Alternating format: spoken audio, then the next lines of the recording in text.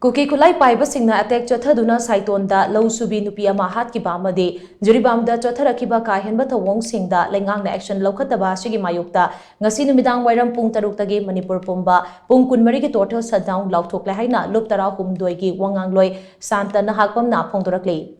Kaishampata laiba IPSA gi office ta pangthopa paugi mifam amada wafam ase phongdokladuna mahangna hai IPSA pandam akom lup ipak KSSA Kanglamai Kil CLK Loyalop SWA Mikal Aksilamade Irdogi Apunba Lup Asina Hausik Lamdamasida Oiriba Pibam Asi Kupna Kanaraba Matungda Manipur Pumba Pung 13 total shutdown Laothoknaba warip ase Laokhibani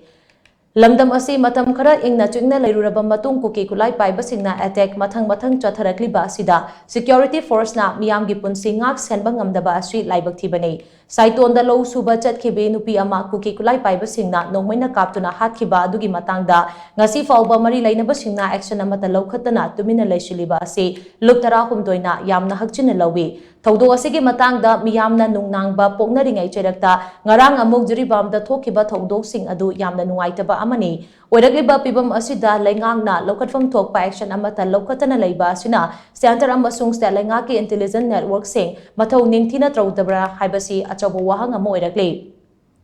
Thaudok sing asigi matangda lengangna lokatfam thokpa thabak sing pung 13 gi manungda lokatpiu lup 13 na lauthogliba pung 13 gi Manipur total shutdown asida essential service ta leiba sing de consiloi haina sumahna makata na phongdokhi